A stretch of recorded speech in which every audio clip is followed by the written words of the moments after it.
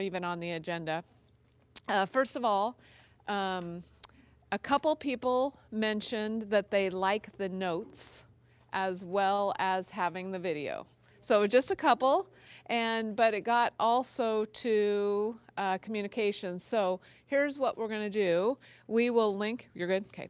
We're going to link the live video still to the notes, to the email that comes to you, and then we'll do topics and bullet points, and we'll point to the exact place in the live stream in case, so let's say the boundary thing, people want to see more, you can tell people go to this point in the agenda. Does that work?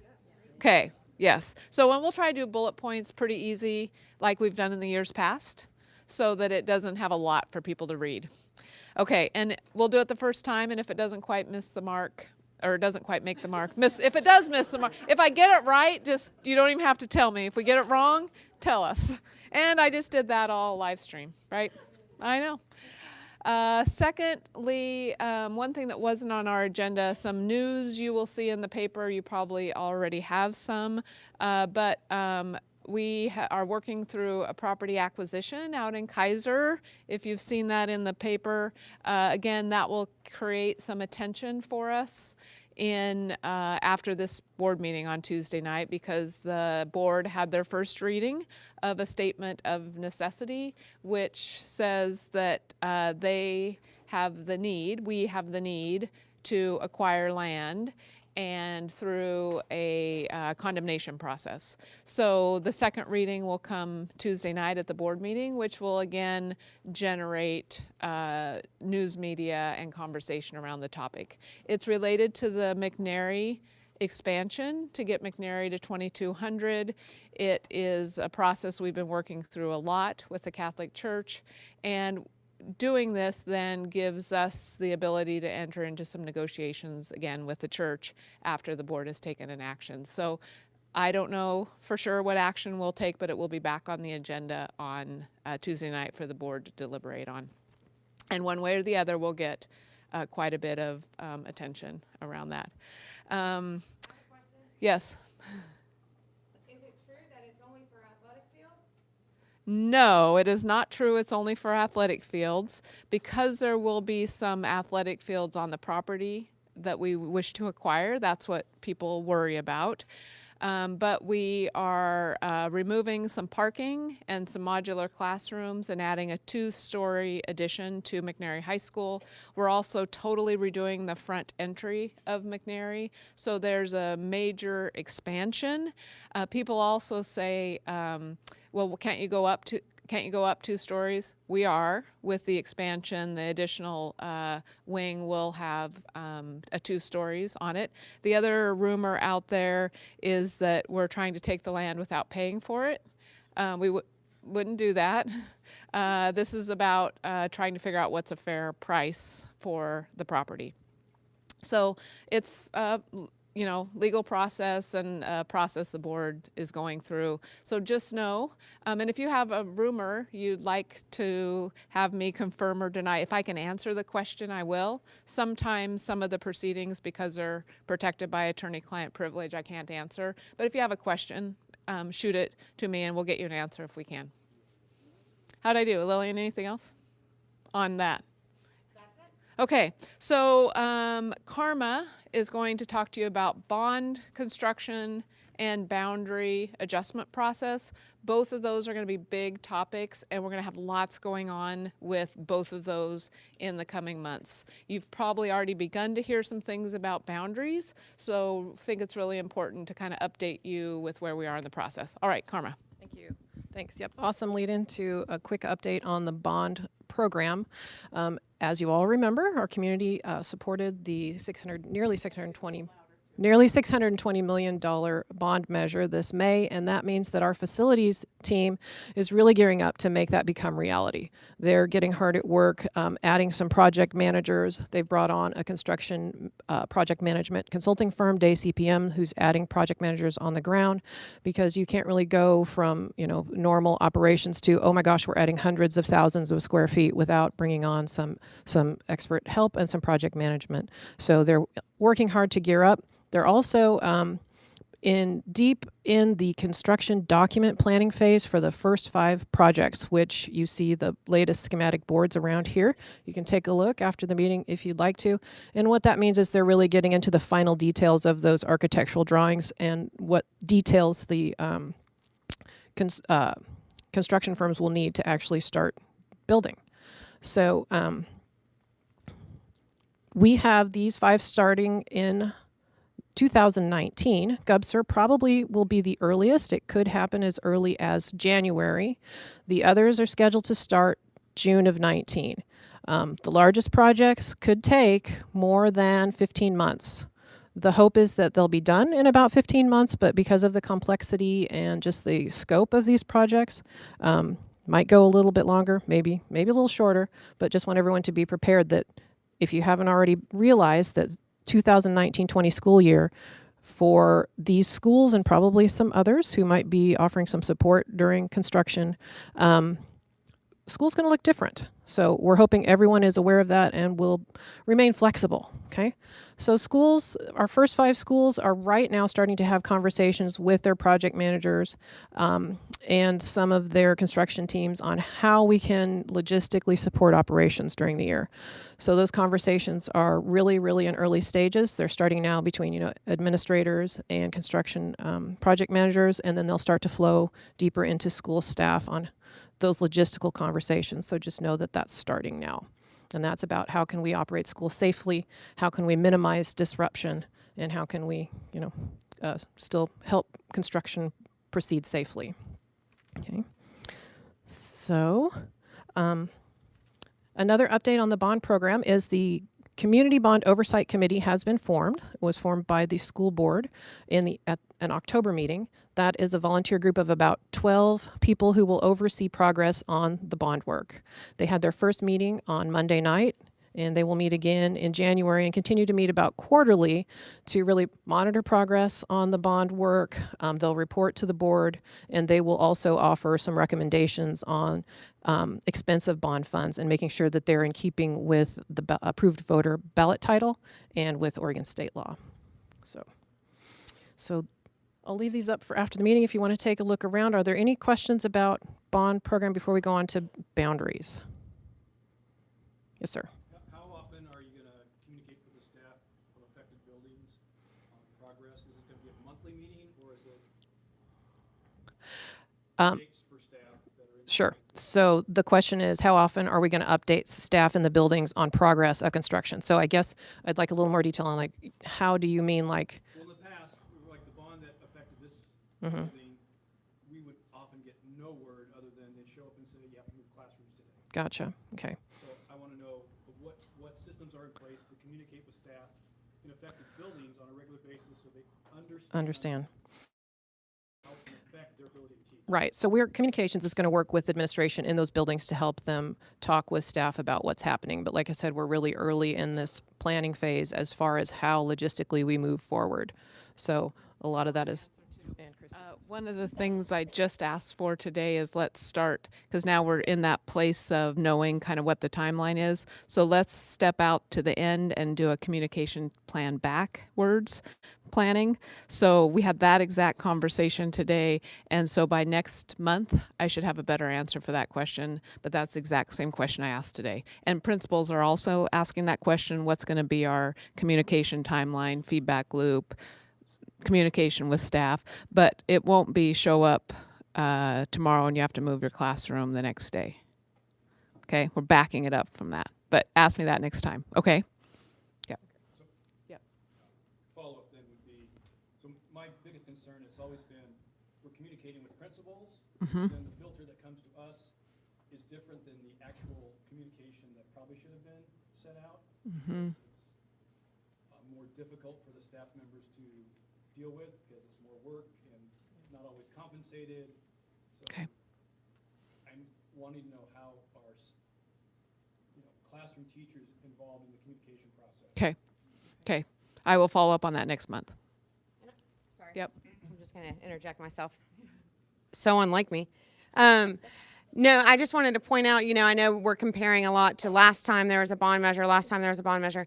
Well, last time there was a bond measure, we didn't have an employee solely dedicated to communicating about the bond measure. And now we have Karma focusing on just that. And we've also, as I think you're aware, going back to me being pushy, have changed our approach.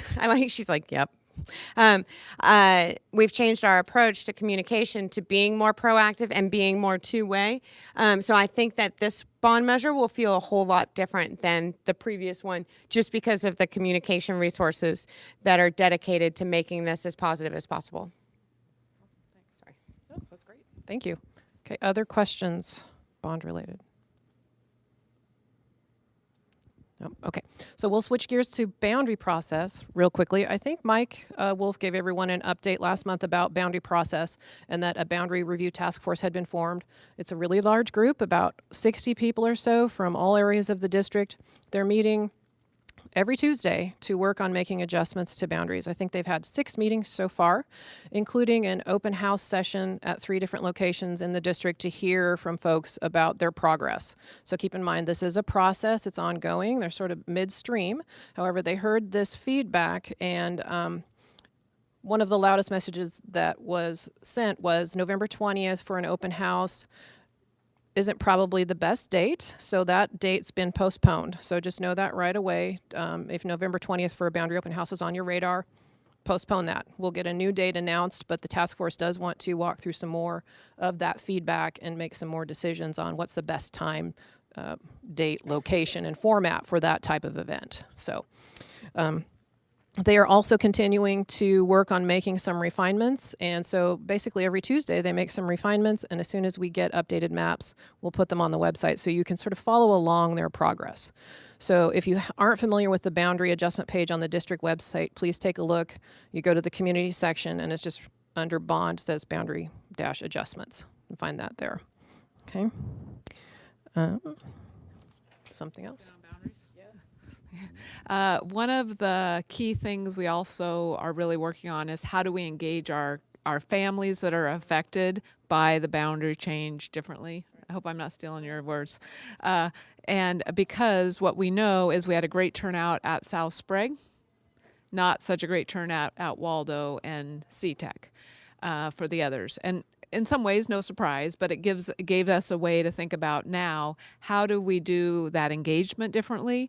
So we are going to do some specific outreach to parents in some of our schools with more boundary changes that affect them than others. So we're going right out to schools to have our principals help us get parents there, and then to do some of that engagement, especially in our schools that are the most complex, highest level of diversity, highest poverty schools. So we won't be able to go out to every single one, but we are trying to really be strategic about which ones are on our list. And so like Holman is one that we have talked about going to. So that I think was really good for us in that first round to see what we got for feedback and then to think about our strategies differently. We're thinking about Spanish, giving the presentation in Spanish, really simplifying it, and then getting that feedback from those parent groups. What's that? Exactly. Yep, exactly. So we're going to work on what our strategy is to really engage parents, because we know in the South Sprague area we will have good engagement, but if minus the other voices in the room, it doesn't give a whole picture about the boundary adjustment process.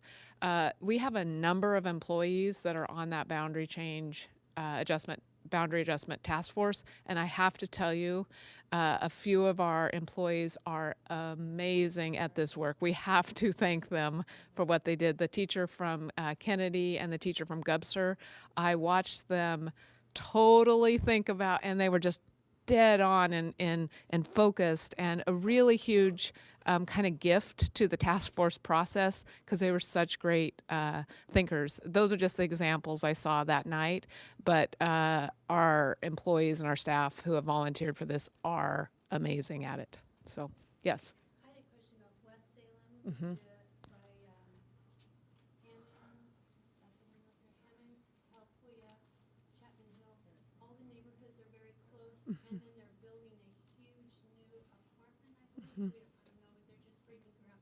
So I'm assuming those are all projected numbers as you're rearranging Yep. these, because it's one school Okay, next yeah. to the next over there. They're so tightly populated, but So one of the things we've done that's been really actually good for our boundary adjustment process and the facilities planning process is we have a company called Flow Analytics, and they have taken the Portland State projections about enrollment and then dug deeper into the data and added some additional factors so that it factors in all the available land like Portland State did, but then it is also looking at what permits are out there, what's projected, and then they have formulas they use to project for different housing complexes. And for this area specifically, they aren't using the statewide average for numbers of kids that are in an apartment complex, because what they know about the Salem area is because our housing is more affordable, that we have a higher number of families with kids in apartment complexes than what would be average in Portland, Beaverton, Lake Oswego. So they've kind of dug deeper into the numbers, and so when they look at a boundary change, they then take all that data and look what happens 5 years, 10 years, 15 years, because you're looking out at trying to get over 10 years that they're under that capacity. So, yep, great question. All right, any other questions? Great job. Yep. I think that was it. Yeah, just to keep your eyes out for that next date that we announce and for the additional formats that Christy mentioned. So, thanks. All right, I think Chris Moore is next, but I'm gonna look at Sharice for a minute. Are you okay on time? Because, okay, I had a note on the agenda and I wasn't sure what it meant, so, okay. All right, Chris, this doesn't work for this just works for that. Oh, so So it doesn't project. Okay. It just helps for the stream. Live Nice. stream. You're now on live. now I'm on live stream. How about that? Happy Friday Eve, everybody. Yeah, it comes at a good time, huh? Has Friday Eve ever come at a bad time? I don't think so. Hey, I wanted to share with you a quick bright spot that I had a chance to talk with a teacher yesterday, and just checking in to see how she was doing and how a little guy that we worked a lot with last year was doing, because she looped grades this year, and so she decided she wanted to keep this little guy in her classroom because she'd built a really positive relationship with him. Last year was really tough. Lots of desks turning over or hiding under. Lots of language, lots of difficulty with peers, not a lot of learning. She developed a really positive relationship with him, and some things changed at the end of last year and over the summer. He moved in with his grandparents and has a lot more structure and safety in his life, a lot more positive activities that he can engage in. This year, he has started off really well. And she's like, I'm really not concerned about him at this point. I have some concerns about some other kids, but he's like just sailing right along. And so what she was saying was that he came up to her last week because another little guy moved in from out of district into the classroom, and he has really struggled. And so this little guy goes up to the teacher right before they transition to PE and says to the teacher, "Wow, that's what I looked like last year. I don't really need my breathing tool anymore, but maybe you do today." So right there, being able to focus on some of those coping strategies, some of those social emotional skills to be able to be in class, but also be able to recognize that the teacher who'd formed such a great relationship with him might have had a moment when she was in need too. And I thought that was a bright spot. So I want to talk to you a little bit today about social emotional learning in general and Panorama in particular. It's exciting to me that there seems to be broad consensus now that educating the mind without educating the heart is no education at all. It hasn't always been the case, but it's encouraging me that there's a recognition that the whole child matters, that some of those pieces that are related to basic needs, social emotional learning, feeling connected, belonging to your community, belonging to your school, have as much to do with learning as the academic content and the instruction we give. Part of that means also telling the truth about what's happening for many of our kids, that it's true that 1 in 4 have been impacted by trauma to such an extent that they have trouble accessing their education and forming and maintaining relationships, and that 1 out of 7 of those kids has been impacted by trauma just in the last year alone. It's also true that 1 out of 5 kids has a diagnosable mental health condition. A recent study that came out for kids 13 to 17 saw that many of those kids, actually about 49% of them, met the criteria for some of the mental health disorders. Kids are suffering. Adults are suffering. Anxiety and depression are on the rise. Telling the truth about that is important because it gives us a way to start looking forward. One of the ways that we can address that from a climate and culture perspective about building capacity for kids and our communities is really looking at social emotional learning. So could I see a show of hands of folks in the room who know somebody in their lives who could benefit from having more self-awareness? Okay, cool. How about better self-management? Okay. Social awareness. Relationship skills. Some laughter there, yeah. Responsible decision making. Oh, okay. And that's just for the adults, right? So one of the things that's really promising is that we're moving toward and adopting a framework for social emotional learning that begins to inform the work that we're doing in schools. But what we also know is that what's measured gets treasured, and being able to focus on growth mindset, being able to focus on those emotional regulation skills is important, but we want to know what's happening for those kids. And so what we've done is we've partnered with Panorama Education, which is a company based out of Boston, to look at surveys that cover 3 different areas. 1, student skills and competencies, specifically in the area of social emotional learning, also looking at things like self-efficacy, looking at self-management, self-awareness, growth mindset, grit, which is closely tied to resilience. Also looking at student supports and environment. So that's talking about sense of belonging, teacher-student relationships, also looking at school safety, online bullying, those kinds of factors. And then the third area is looking at for staff perceptions and skills. So that when we look at how we support kids, do you feel like you have the support and the training you need to be able to look at social emotional learning in a meaningful way? So those are the 3 areas that Panorama looks at for us. And what we're going to be able to do is get some feedback from kids. Now, student perception sometimes doesn't always match reality, but what we're looking at is more of a conversation than an assessment. We want to hear what kids think. We want to know where there's a mismatch between our perception of how they're doing and how they're actually doing. We want a tool to be able to focus on some interventions. And we want to be able to have a conversation with families, too, about some of those areas where kids are struggling. That's exciting, because part of this Panorama Education partnership gives us the opportunity to survey families and ask what their thoughts are, to see how they're feeling. Because if we're not including everyone in that conversation, it makes it really hard to move forward in a concerted way.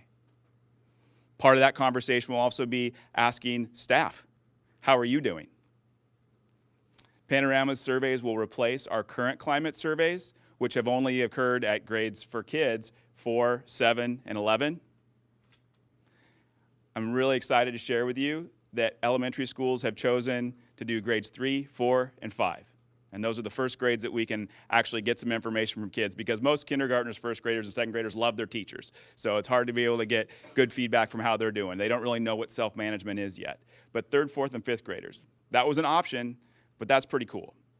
The other exciting thing is all the middle schools. Instead of just doing 7th grade, they're choosing to do 6th, 7th, and 8th grade. Really wanting to get a baseline for how our kids are doing, so we can carve out some time and carve out some strategies for helping those kids be in a better space, to help them be more ready to learn, to listen to you and what you're experiencing in the classroom or in your schools. The other exciting thing for high schools, 3 of our high schools this year are taking the plunge, and this is happening like right now, are taking the plunge to ask surveys 9th grade, 10th grade, 11th grade, 12th grade. Some of our high schools are doing 9th and 10th grade, but all of our high schools are looking at ways that they can ask kids and staff how they're doing. The cool thing about Panorama is that the interventions live really close to the data. You know, it's one thing to be able to look at data and get some good feedback and some information about what's going on out there, but there's always those distractions between looking at the data and actually talking about an intervention. Someone comes into your office, I know you're busy, but there's another crisis to tend to, and before you know it, it's pretty hard to get to that conversation about what we're going to do next in a sustainable way. So Panorama partners with Character Lab, Teaching Tolerance, Second Steps, Open Circle, Transforming Education, and then they also have a national database of teachers and counselors across the country who have used a lot of social emotional interventions in the classroom, and they rate them as far as whether or not they're easy to use, how long they take to implement. But it's not always easy to clear out a full day or a half a day or an after school or before school to do PD. So having a resource available for staff that you can go in and say, gosh, my class is really struggling with growth mindset. We took a look at that data, and here are some interventions and some strategies that I can try without having to wait until April or till in-service days or any other opportunity, that you have some resources at your fingertips. So we chose to go with Panorama as opposed to a few of the other companies that are out there for a couple different reasons. One, it really focused on those surveys of getting feedback from kids. Many of the other products that are out there were asking teachers to do a lot of the heavy lifting and work. Now, Panorama does have the opportunity for staff to give feedback on student social emotional skills, but we decided this year that there's a lot on people's plates. And to be able to even spend 3 or 4 minutes on each student to go through those social emotional competencies might be a bit much. So we're just going to take a look at what the staff perception is on that. There's a couple schools who have decided they do want to do that, the assessment of student social emotional skills, but that's because they're wanting to do some experimentation around student learning goals and connecting those social emotional competencies there. So that's pretty exciting to hear that part too. The other thing about Panorama that was really appealing was the fact that it has the family engagement, the family and school relationship piece, so we can really start to see how our families and the community is feeling about what's happening for schools. Okay? So I'm hopeful about this. The window for our secondary schools to start looking at these surveys starts next week, goes through winter break. Elementary schools will be looking at the last week of February into the first week of March. Raw data becomes available after 1 week. The cool, pretty graphs with all the different overlays that allow us to drill down and see which students and which areas are struggling the most. And where those areas where kids are really doing well, we'll have that within 2 weeks. So thinking about that for a moment. A meaningful way to have the love language of data, pay attention to the heart of education, and those eyes that stare back at you each and every day, hoping that you can connect, feeling like they belong, giving you the time that you might need to connect with them so that they can be ready to learn everything you have to offer. So that's what we're looking at with Panorama. That's the pitch. At the end of that, maybe I should say, Panorama, coming soon to a school near you. But I won't, well, I did just say that. I can't say I won't say that. So that's a lot of information to throw your way. Questions, comments, knock-knock jokes. Not all at once. So what are you going to do with the data? Great question. So what do you do with the data? Once you take a look at that and it's in front of you, you say, oh, I got a class here that is really struggling with feeling like they're connected to school. So each school, each leadership team will have an opportunity to say, if its sense of belonging seems to be a struggle for kids, what do we want to do about that? Let's take a look at the interventions that are available. Let's be planful about how we're using those interventions, and let's get to a point where next year we can take a snapshot in the fall and a snapshot in the spring and see if the interventions we put in place to improve a sense of belonging actually made a difference. Okay. Jenny? Yeah. Are we being given time to teach social emotional in addition to everything? Yeah, absolutely. And I think that's one of the most important questions, right? So one of the areas where we've tried to take a look at how we can carve out time in master schedules is looking at 15, at least at the elementary level, looking at 15 to 20 minutes a day for things like morning meeting or opportunities to connect with classes. Now that's not everywhere. We're in the initial stages of being able to share that opportunity with folks. But I think that the enthusiasm is there. Some of the nuts and bolts of how that happens, we're gonna have to work through it together. Some parts of it won't work well. We're going to need some professional development and some guidance on how to make that work. But you're right. Time matters. Creating a space for that matters. At the secondary level, where a lot of this work has happened, has been in health classes.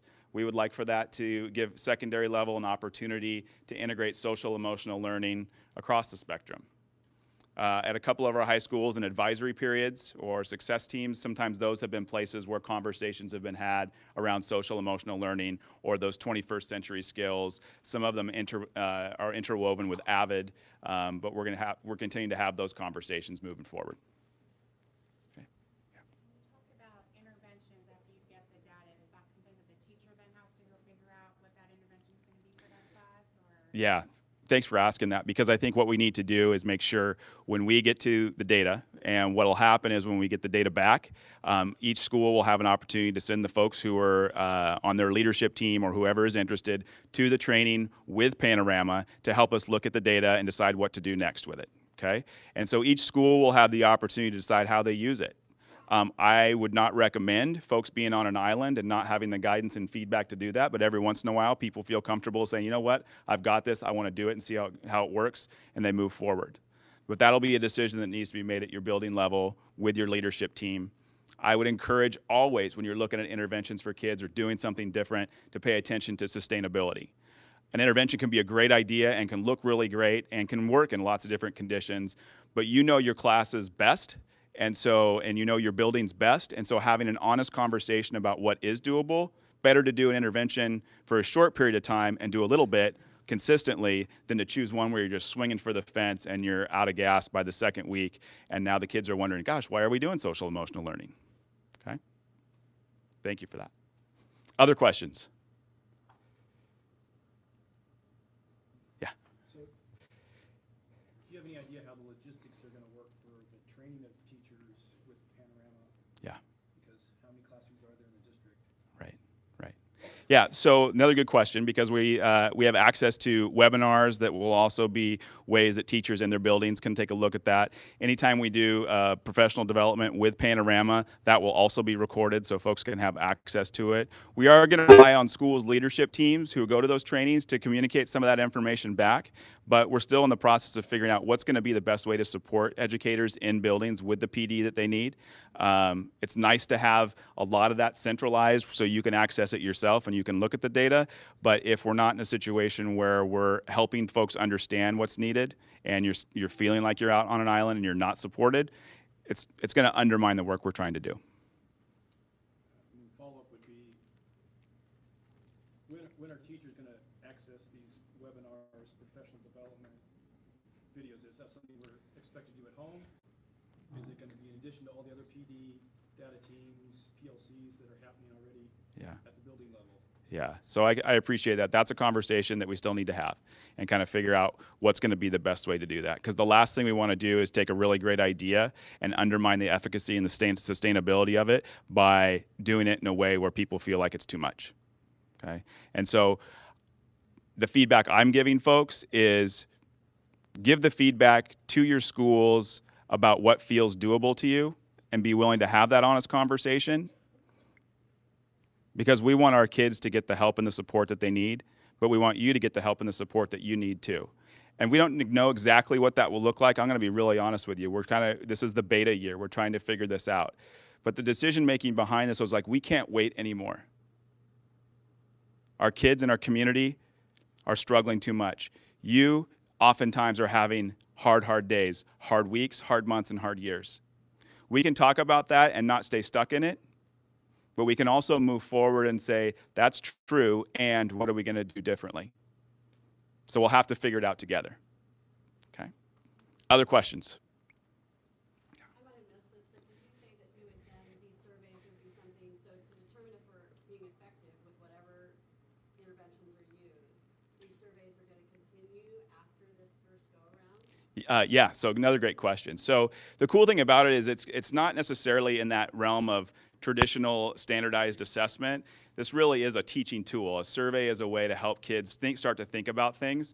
And so each year in the fall and the spring, you'd take a snapshot of these particular skills. And we would theoretically have an opportunity to see how kids progress in those specific areas over time.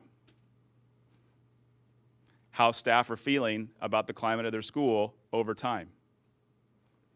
How families are doing in their feeling of connectedness to what their kids are learning and whether or not they're open to hear some of the cool stuff we have to share that you're already working on with their kids.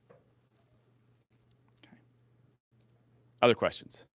These are all great. Thank you so much for being willing to put it out there. I always talk to folks, it's like, do you want to be right or do you want to get results? I'd like to get results. I don't need to be right about the specific way that this works. So we're going to rely on your feedback about where some blind spots might be in this process, but we're also going to ask for your trust too, and your recognition that you see how the kids are doing in your schools. You see how your colleagues are doing.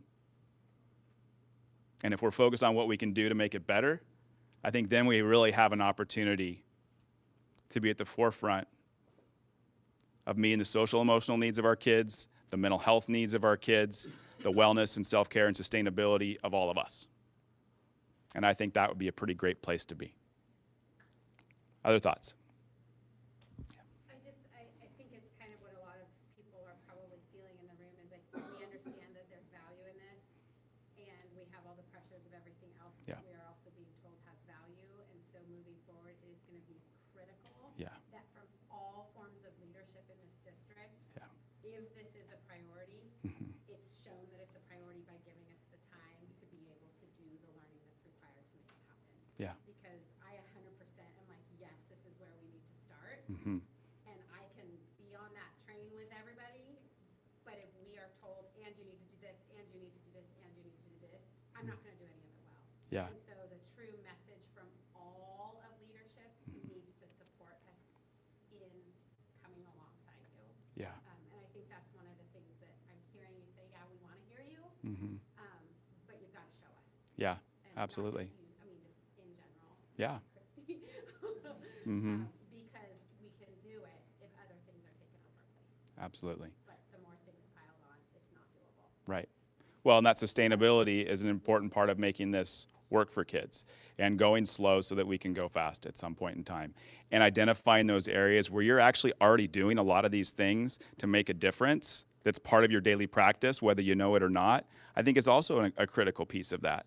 There's a lot of invisible skills, strategies, connections with kids, with each other and adults. The people don't even know that they do. When I go in to consult with a teacher, and I've consulted with some of you in this room, and we have conversations about, I'm like, did you notice that the kid over in the corner of the room just is following you with his eyes the entire time, is glued to your every move, is connected to you in a way that you didn't even see? Did you notice that your routines in the classroom, even though there's 3 kids who are really struggling, are feeling stuck? But that the rest of those kids are doing okay. That was the most awesome lesson I've seen. You're doing a great job. That morning meeting was really cool. So those are the types of things that are happening that we'll have to have conversations. What are you already doing that's working before you look at adding anything else? Okay. Other questions? Okay, I'm all out of words. Thank you very much. I hope you guys have a great afternoon.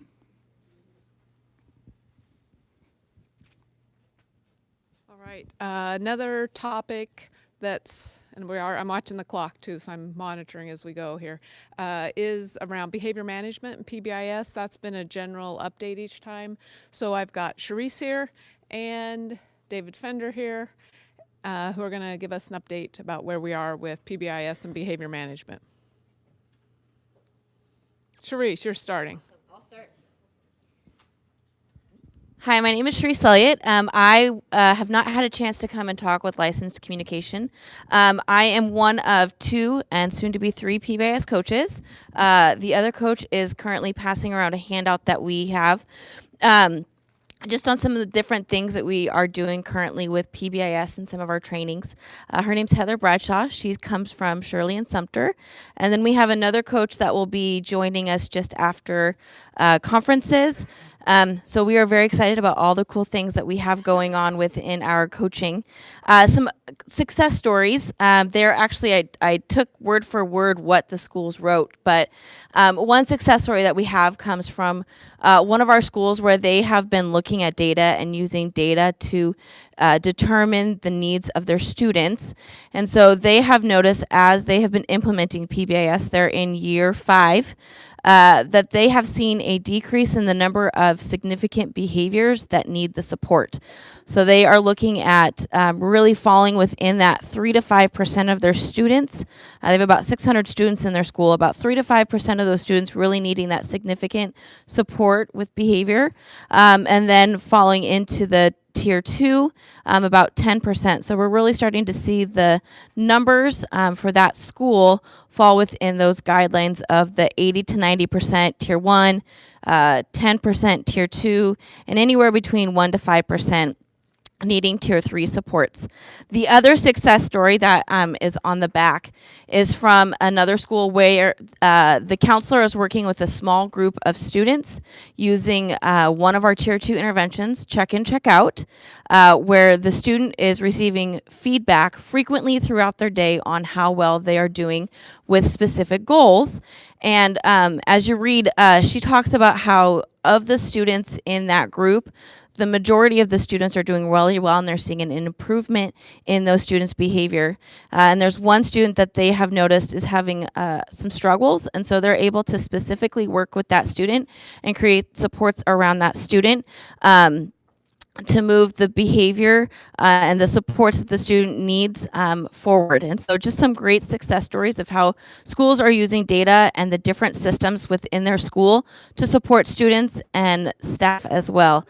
Because we know that as we have the decrease in behavior, it's the students are able to access their education, and so we're able to teach our students within the classroom. We wanted to just give you a brief overview of some of the trainings.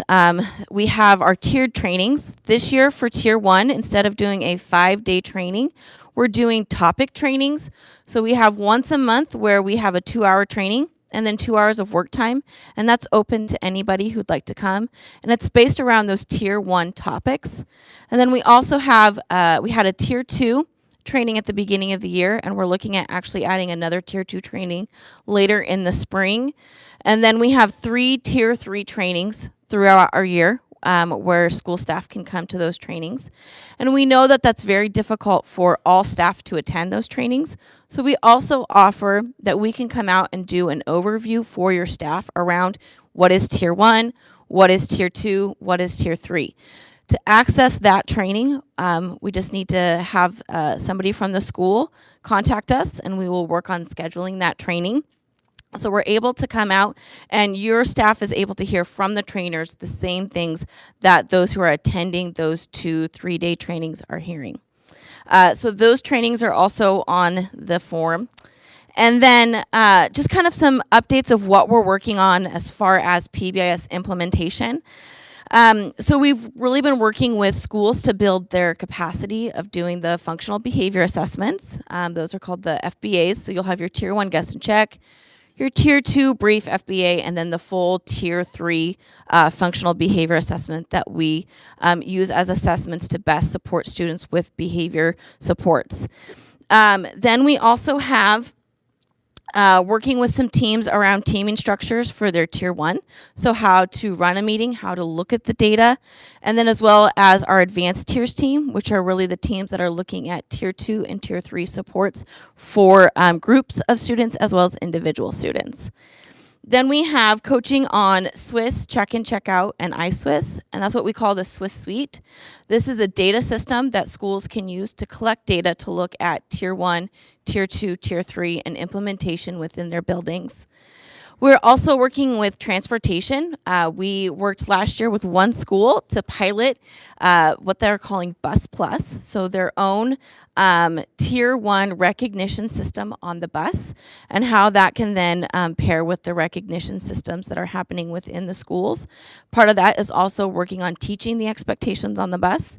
And then once behavior has settled, we're working on a Tier 2 pilot of how to use check-in, check-out on the bus and create that home to school and parent connection, and really looking at a door-to-door way of approach with students. So the minute they leave their door to the minute that they return to their door, that they are engaging in some type of positive interaction with the adults that are in their in their day.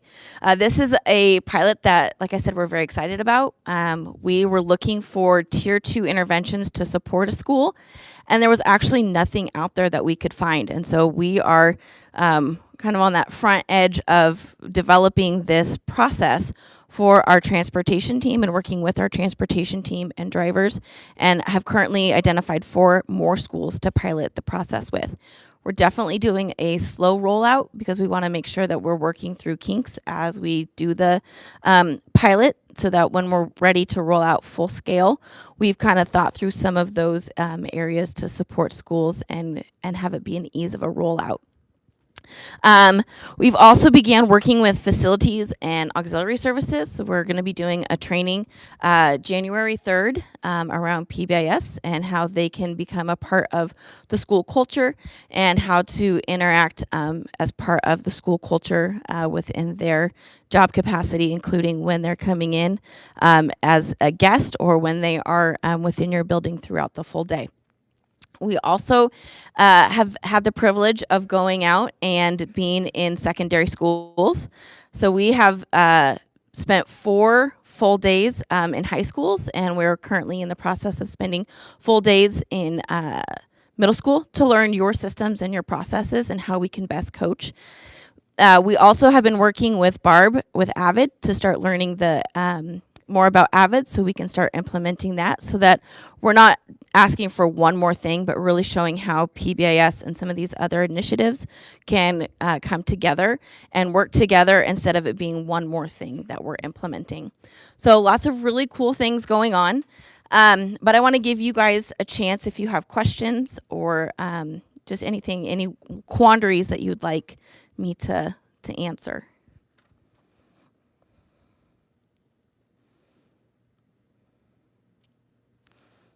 Yeah. All these trainings are on Monday. How many subs are allocated to cover staff to cover these trainings? So that's a good question. Those are open for buildings if the building would like to find a way for sub coverage.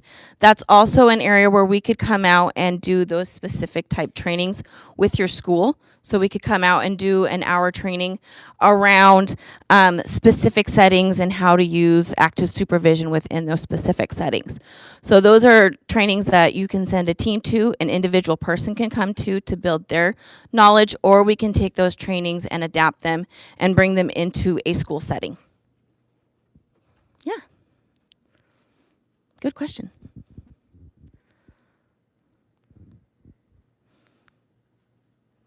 All right.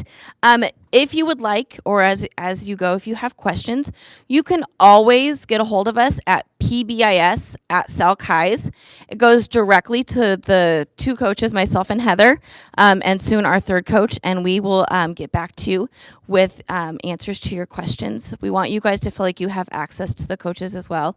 It's not just a principal, behavior specialist, counselor resource. We really are here to support you. So if you have questions about implementation, about what is Tier 1 PBIS or Tier 2, please feel free to always email us and we will get back to you as soon as possible. Thanks, guys. All right, David. Good evening, everybody. How are we doing? I think I saved the best for last, right?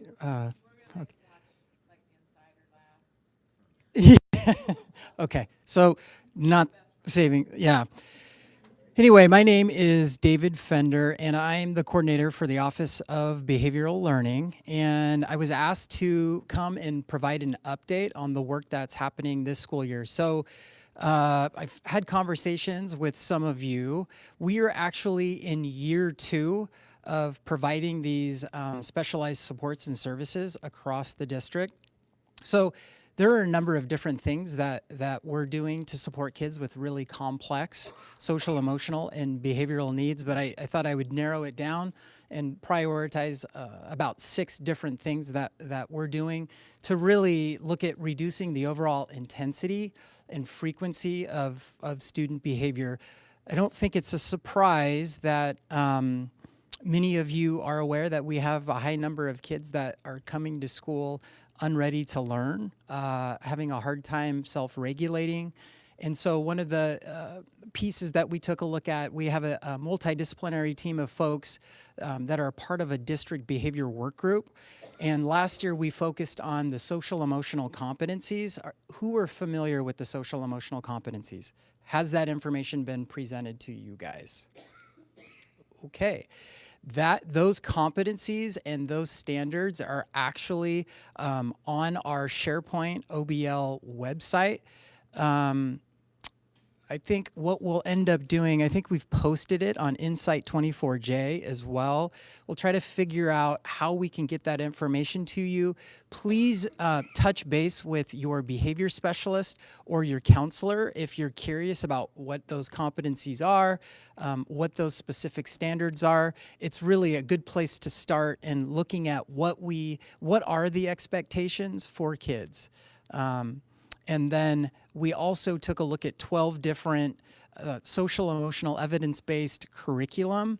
And one of those at the K-6 level is Sanford Harmony, which is a free curriculum that all of you guys have access to. We actually had a few trainings this fall, and those trainings are free. So I see some people with like questions like, what in the world? We really did have those opportunities. So again, that was actually, I was going to ask you guys, it is so hard to get information out to you guys. We are, Lillian and her team are working with me to figure out how we get the information out to you guys. So we've been doing Insight 24J, we've been doing some Facebook, sending some emails, talking with building principals, asking principals to share information. So I'm just curious, what would be the best way to communicate information on the work that we're actually doing, or possible training opportunities? Do you guys have any ideas of how you get that information, or what's the best way? Pumpkin rolls. So all right, perfect. No. Pumpkin roll reply all email. Yeah. Ooh. Happens to be one email out there, all school staff, that is people can actually email from, and somebody emailed about pumpkin rolls in one school. And Are they Gail Wyndon's pumpkin rolls? they are. Oh, okay. Well, that makes sense. I know. Yeah. We're gonna ask It is. It's Gail. It's her pumpkin rolls. They are special. You guys know that I'm having conversations with Lillian constantly to try to get information out to you guys. So there is a conversation about a video where, I kind of talk about the supports and services. I'm seeing some nods. We don't want to see your ugly mug on the Insight 24J. Okay, just know that it's something that I've been thinking about, and we're trying to figure out multiple ways to get information out to you guys. And also thinking about one of the things that I wanted to talk with you guys is about professional development for especially for our licensed teachers, but also our classified staff. Sharice talked a little bit about providing information for our and training for our bus drivers, but also our Sodexo staff. I mean, there are a number of people that really need to have this information, and they need to understand what they can do to help support the work within schools. So, yes. Can you tell me again what the name of that curriculum was? Sanford, so SANFORD, Harmony, Sanford Harmony. So work with your building counselor or your behavior specialist or your building principal. They should have the information. And also write this name down, Cindy Hill, CYNDI, is a social emotional learning coach. We just hired her in that role, and be patient with her. She's actually doing 2 jobs right now. We're looking at interviewing for her position this Friday, actually. She does training for school teams. She'll come into the classroom and work alongside a teacher who's just curious, like, what are some small things that I can do to embed some social emotional learning within my classroom or build community within my classroom? What are some ideas? So she is a resource. She's phenomenal. Chris Moore and others have actually provided some professional development and training on Mondays. So I know it's tough on a Monday evening, but we've been looking at some trainings like 5 to 7 o'clock over at Student Services. We're trying to get information to you guys because I know many of you guys just want some additional information on topics like trauma-informed practices, social emotional learning. We're also looking at doing some listening sessions, presenting a topic. So looking at some trends across the district, some needs, and then presenting on those needs, and then allowing you guys to ask questions and having a panel of people who could help answer some of the questions that you guys have in response to supporting kids with really complex social emotional needs. Is that something that you guys would be willing to attend or that is of interest to you guys? I'm seeing some nods. Okay. So we will continue looking at that Monday. Are Mondays a good day? They're really better than Friday, right? Better than Friday, 5 to 7. Okay. And I'm being taped, so I'm going to have to censor what I say here. Oh, that's really being self-aware, which is one of the social emotional competencies. Yes, Renee. It would be nice if they put it on like SharePoint, like as a bullet up there instead, because like sometimes we don't just peruse ATL. You don't? In my spare time when I'm not looking at pumpkin rolls. You would have today, but the pumpkin rolls overtook your day. Okay. I think sending it out on that all staff email. Have the pumpkin rolls. Yeah, yeah. Okay. Of course, we had no idea what was going on because in our office we're not all school staff. Jeez. Yeah. Oh. A little ways for Uh-oh. Gosh, the pumpkin rolls. That is awesome. If you run into Gail Winden, by the way, the pumpkin rolls are just phenomenal. They really are. So, last topic. I'm sorry, I don't have a lot of time to go in depth, but we will be offering those opportunities on Monday. So I'll work with Lillian and her team to get those dates and times out to you, because I really would like an opportunity in a more informal setting to kind of listen to what's happening within your schools, your classrooms, and then with some friends kind of figure out what can we do to help support you guys in your schools. The last piece, and then I'll end my time with you guys, is our school mental health partnership. So we piloted that last year. We started with 4 schools. That grew over the course of the year, and this year we're at 23 schools that are offering on-site mental health support and services. So we're still we're really excited about that.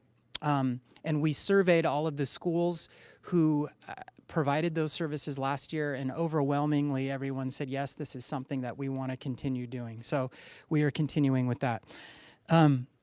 Questions? I don't know if we're running out of time, but we're okay. So thank you guys. I really appreciate the work that you guys do out in schools. Thank you very much. Okay, now we don't have time for Milton because it is 5:15, and that's okay. You can still watch it another way. I think what we're going to try to do next time, as I was watching today, is actually break into elementary, middle, high groups. So you have, and maybe even we think about bringing your Surface, especially at the elementary level, help you find some of the resources we're talking about, and then just sit in small groups and get into some of those things. There's also a number of questions that were middle school specific questions that I think it would be great for Matt and Linda Myers to sit with our middle schools to have a discussion about those questions. So we wouldn't live stream all that, but I think that given the nature of questions and stuff, that might be a great way for us to do our December meeting. Yeah? Yeah. Okay, so I'm gonna let you get out of here. We'll play Milton. You don't have to stay and watch The Great Caper, whatever it's called. Who done it? Another funny Aaron video. Remember, it is about laughter. And if you have to get over the bridge, I hope you make it. How about that? Thank you. See you in December.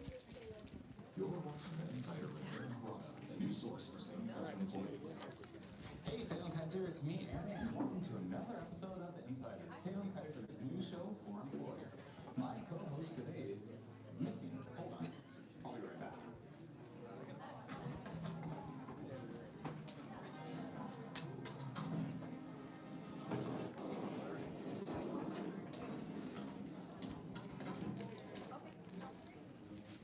That's not cool. Looks like the pop power went out just in the studio. Salem-Keizer, we've got a problem here. Somebody took my